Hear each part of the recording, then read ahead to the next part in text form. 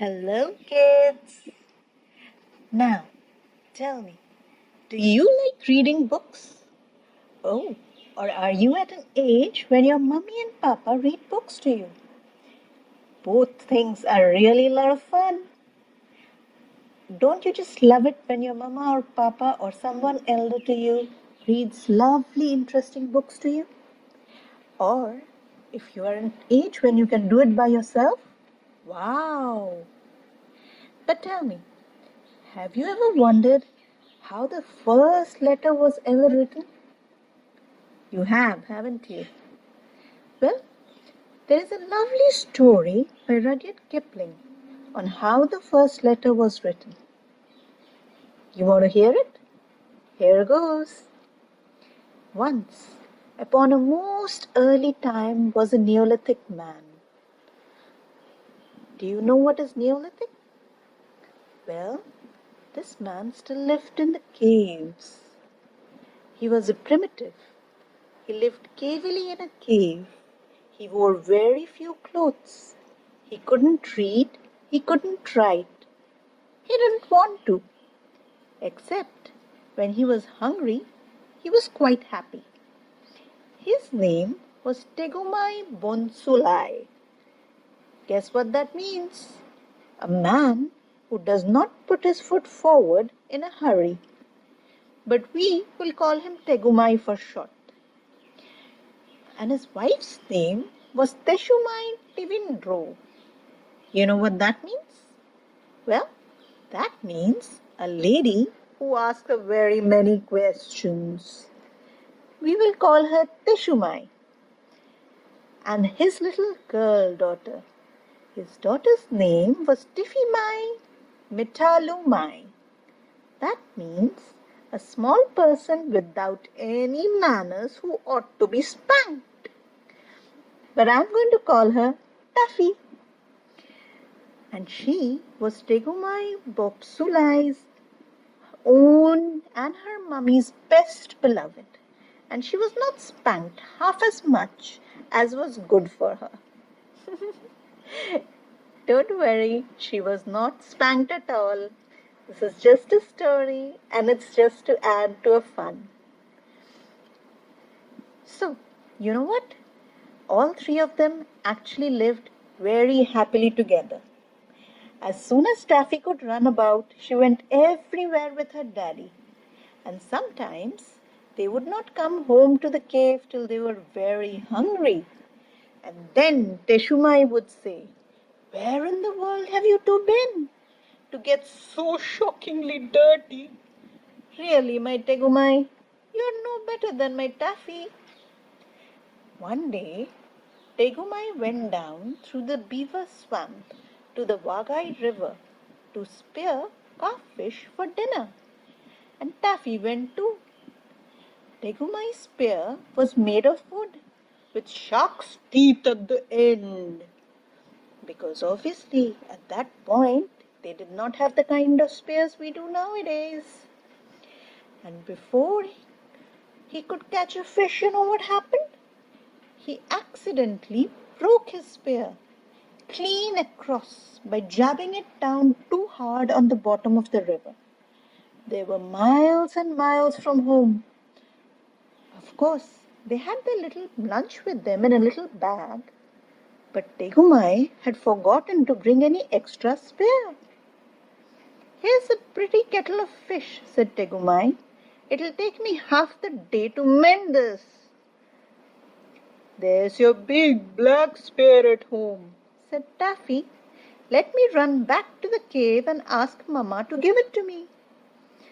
It's too far for your little legs, my darling," said Tegumai. "Besides, you might fall into the beaver swamp and be drowned. We must make the best of a bad job." He sat down and took out a little leather mendy bag full of reindeer sinews and strips of leather and lumps of beeswax and raisins, and began to mend the spear. Taffy sat down too, with her toes in the water and her chin in her hand, and she thought very hard. Then she said, "I say, Daddy, It's an awful nuisance that you and I don't know how to write, isn't it? If we did, we could send a message for the new spear. Taffy, said Tegumai, how often have I told you not to use slang? Awful isn't a pretty word. But now that you mention it, yes, it would help if we could write. Just then a strange man came along the river. He belonged to a far tribe, the Tetevaras, and he did not understand one word of Tegumai's language. He stood on the bank and smiled at Taffy. Do you know why? Well, because he also had a little daughter of his own at home. Tegumai drew a hank of deer snews from his mendy bag and began to mend his spear. Now Tegumai did not see this new stranger, so obviously he was not speaking to him.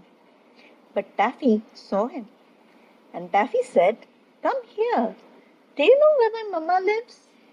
The stranger man, being as you know a Tevara, did not understand what Taffy was saying. He just said,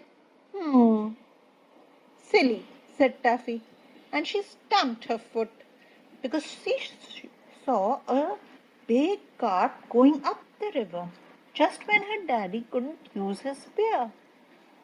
Don't bother grown-ups, said Tegumai, busy with his spear mending, so busy in fact that he did not even turn around. I'm not, said Taffy. I only want him to do what I want him to do, and he won't understand. Then don't bother me, said Tegumai, because Tegumai thought that Taffy was speaking to him. He had not seen the stranger. Now the stranger man, a genuine Tevara he was, sat down on the grass, and Taffy showed him what her daddy was doing. The stranger man thought, this is a very wonderful child.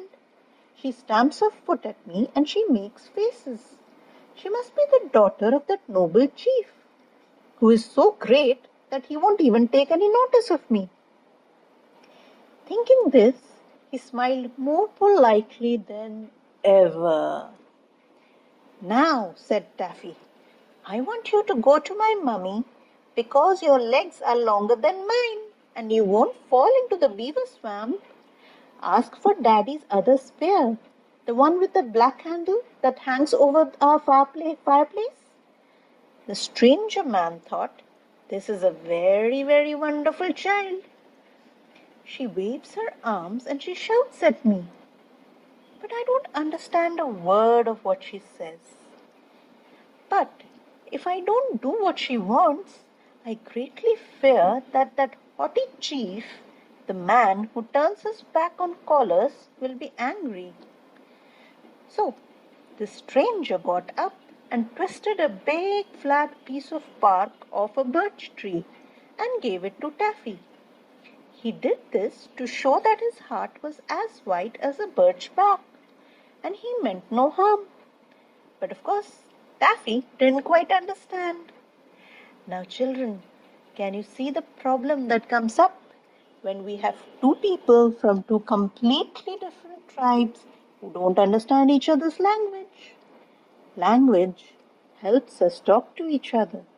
It is a thing that helps us connect. Now, guess what happened after this? Now, when he got the birch tree bark, Taffy said, Oh, now I see. You want my mummy's address. Of course I can't write, but I can draw the pictures if I have anything sharp to scratch with.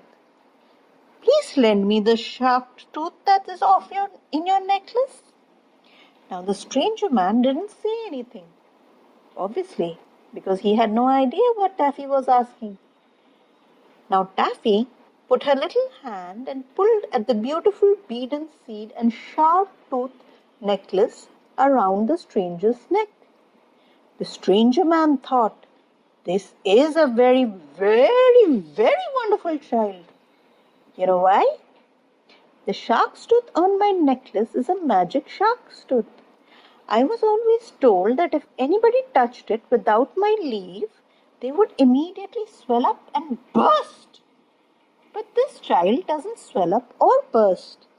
And that important chief, the man who attends strictly to his business, who has not yet taken any note of me at all, doesn't seem to be afraid that she will swell up or burst. I had better be more polite. So he gave Taffy the shark's tooth, and she lay down on her tummy with her legs in the air, like some people would do who love to draw. I'm sure you have seen that, or I'm sure even you must have done it sometimes. When you're drawing, do you lie down like you would lie down on your drawing room floor and then start painting pictures? Well, now, Taffy said, I will draw you some beautiful pictures. You can look over my shoulder, but you mustn't joggle. First, I will draw Daddy fishing. It isn't very like him, but Mama will know because I have drawn his spear all broken. Well, I will draw the other spear that he wants, the black-handled spear. It looks as if it is sticking in Daddy's back, but that's because the shark's tooth slipped, and this piece of bark isn't big enough. That's the spear I want you to fetch. So I will draw a picture of myself explaining it to you. My hair doesn't stand up like I have drawn, but it's easier to draw it that way. Now I will draw you. I think you're very nice, really.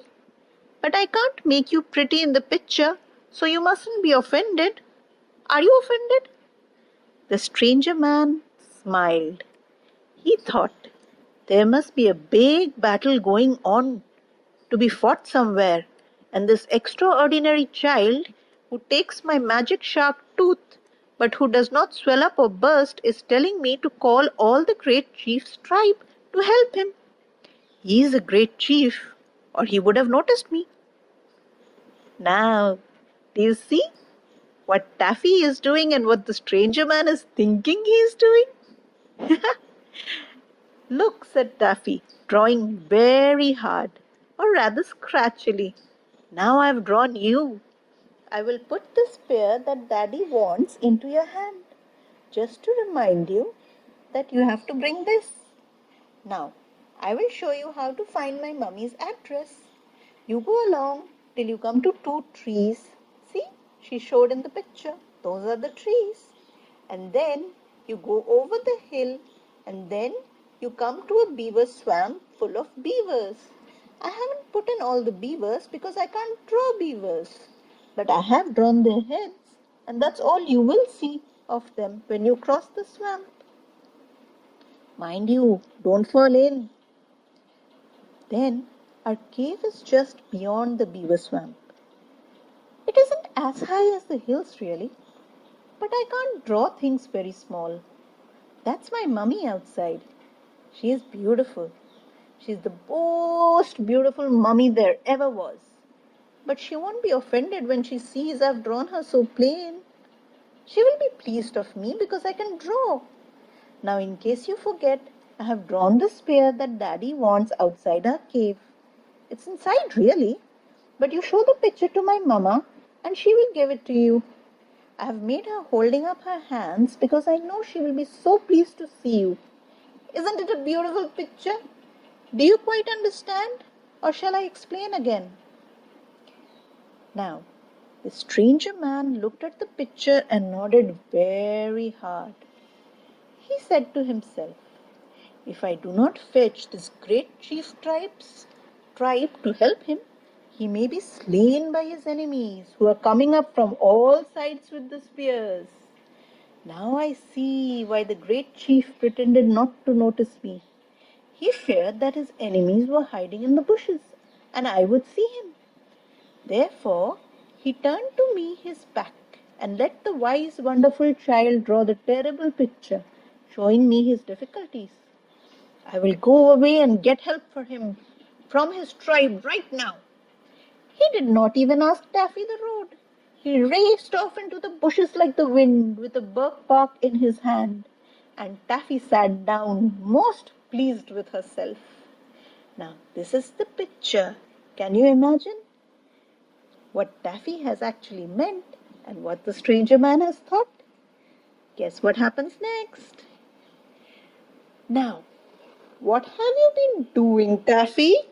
Said Tegumai, for he had finally mended his spear and was carefully waving it to and fro. It is a little arrangement of mine, Daddy dear, said Taffy. If you won't ask me questions, you will know all about it in a little time, and you will be surprised. You don't know how surprised you will be, Daddy. Promise you will be surprised. Yes, Daddy will be surprised, don't you think so, children? Very well, said Tegumai, and went on fishing. The stranger man hurried away with the pitcher and ran for some miles, till quite by accident he found Teshumai at the door of her cave, talking to some other Neolithic ladies who had come in for a primitive lunch.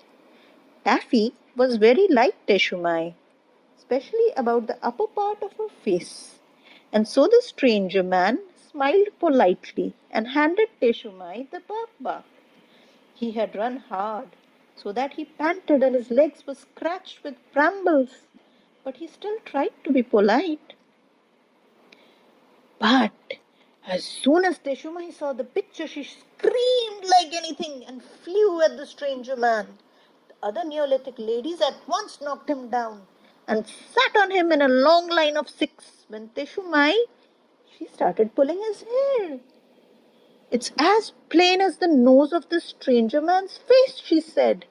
He has stuck my Tegumai all full of spears and frightened poor Taffy so that all her hair stands all on end. And now not content even with that, he brings me a horrid picture of how it was done. Look, she showed the picture to all the Neolithic ladies, who were sitting patiently on the stranger man. Here is my Tegumai with his arms broken. Here is the spear sticking into his back. Here is a man with spear ready to throw. Here is another man throwing a spear from a cave. And here is a whole pack of people coming up behind Tegumai. Isn't it shocking? Most shocking. Do you know what was really happening? Those whole pack of people that his mother thought were there were actually Taffy's beavers. They did rather look like people, you know. It's just the way she drew it. Most shocking, said the Neolithic ladies, and they filled the stranger man's hair with mud. Now at this, he was very surprised. They beat upon the reverberating tribal drums and called together all the chiefs of the tribe of Tegumai. And everyone soon arrived, who decided that before they chopped the stranger man's head off, he would lead them to the river and show them where he had hidden poor Taffy. Now by this time the stranger man was really annoyed. They had filled his hair quite solid with mud. They had rolled him up and down on knobby pebbles. They had sat upon him in a long line of 6. They had thumped him and bumped him till he could hardly breathe. And though he didn't understand their language, he was almost sure that the names the ladies were calling him were not ladylike. However, he said nothing till all the tribe of Tegumai were assembled. Then he led them back to the bank of the Wagai river, and there they found Taffy making daisy chains, and Tegumai carefully spearing small carp with his mended spear. Well, you have been quick, said Taffy. Why did you bring so many people? Daddy dear, this is my surprise. Aren't you surprised, Daddy? Oh, very, said Tegumai. It has ruined all my fishing for the day. Why, the whole dear, kind, nice, clean, quiet tribe is here, Taffy. And so they were.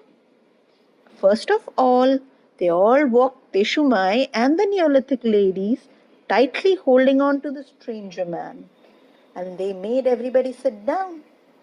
You know the stranger man whose hair by now was full of mud? Behind him was the head chief, the vice chief, the deputy, and the assistant chief, all armed to their upper teeth. The headmen and the head of hundreds, the platoffs with their platoons, and the dolmans with their detachments, woons, neguses, akoons, ranking in the rear, still armed to the teeth. Behind them was the tribe in hierarchical order, from owners of the forecave, one for each season, a private reindeer run, 2 salmon leaps, 2 feudal and prognathous villains, semi-entitled to half a bearskin of winter nights, 7 yards from the fire and adrift serfs. Everyone was there, prancing and shouting, and they frightened every fish for 20 miles. Tegumai thanked them in a fluid Neolithic oration. Then Teshumai ran down and kissed and hugged Tuffy very much indeed. But the head chief of the tribe took Tegumai by the top-knot feathers and shook him severely. Explain, explain, explain, cried the tribe of Tegumai. What is going on here? Why have you got all of us down here like this? Goodness sake, said Tegumai. Let go of my top knot. Can't a man break his carp spear without the whole countryside descending on him? Now, you are a very interfering lot. I don't believe you have brought my daddy's black-handled spear after all, said Taffy. And what are you doing to my nice stranger man? By now, everybody were confused, as you can imagine, kids. Nobody really knew what was going on here. They were thumping the stranger by 2s and 3s and 10s till his eyes turned round and round. He could only gasp and point at Taffy. Where are the bad people who speared you, my darling? Said Teshumai. Bad people? There aren't any, said Tegumai. My only visitor this morning was the poor fellow that you're trying to choke. Aren't you well or are you ill, O tribe of Tegumai? He came with a horrible picture, said the head chief. A picture that showed you were full of spears. Oh, perhaps I did better explain. Now, said Taffy. Taffy said very, very quietly. She did not feel comfy at all, but she said it anyhow. Perhaps I should explain that I gave him that picture. You? Said the tribe of Tegumai all together. Small person with no manners who ought to be spanked? You? Taffy dear, I am afraid we are in a little bit of trouble, said her daddy, and put her arm around her so she didn't care. Explain, explain, explain, said the head chief of the tribe of Tegumai, and he hopped on his one foot. So, said Taffy, I wanted the stranger man to fetch Daddy's spear, so I drew it. There weren't a lot of spears, there was only one spear. I drew it 3 times to make sure that he didn't forget. I couldn't help it looking as if it stuck into Daddy's head. There wasn't room on the birch bark. And those things that Mama called bad people were my beavers. I drew them to show him the way through the swamp. I drew Mummy at the mouth of the cave, looking pleased, because he was a nice strange man. I think you are just the stupidest people in the world, said Taffy. He's a very nice man. Why have you filled his hair with mud? Wash him. Silence. No one said anything for a long time. Suddenly, the head chief laughed. Then the stranger man laughed. Then Tegumai laughed till he fell down flat on the bank. And all the tribe started laughing, roaring with laughter. The only people who did not laugh was Teshumai and all the Neolithic ladies. They were very polite to all their husbands, so they kept quiet. Then the head chief of the tribe of Tegumai cried and sang, "O small person without any matters who ought to be spanked, you have hit upon a great invention." "Huh?" said Taffy. "I didn't intend to. I only wanted Daddy's black-handled spear." "Never mind. It is a great invention," said the chief, "and some day men will call it writing. At present it is only pictures, and we have seen today pictures are not always properly understood. But a time will come, O babe of Tegumai, when we shall make letters, and when we shall be able to read as well as write, and then we shall say exactly what we mean without any mistakes. Now let everyone wash the mud out of the stranger's hair." "Oh, I shall be glad of that," said Daffy. "Because after all, though you brought every single spear in the tribe of Tegumai, you have forgotten my daddy's black-handled spear." And everyone started laughing once again. Then the head chief cried and sang, "Taffy dear, the next time you write a picture letter, you'd better send a man who can talk our language with it to explain what it really means. I don't mind it myself because I am the head chief, but it is very bad for the rest of the tribe of Tegumai. As you can see, it surprises the strangers as well." Yes, it did. The poor stranger couldn't understand why the people had bet him like that. But you know what happened? Everything turned out for the best. They adopted the stranger man into the tribe of Tigumai because he was a gentleman. He didn't make a fuss about the mud that was washed off from his hair. And from that day to this, and I suppose it's all Taffy's fault, very few little kids have ever liked learning to read or write. Most of them just prefer to draw pictures and play with their daddies. Is that how you like it too? Just like Taffy. I hope you enjoyed the story.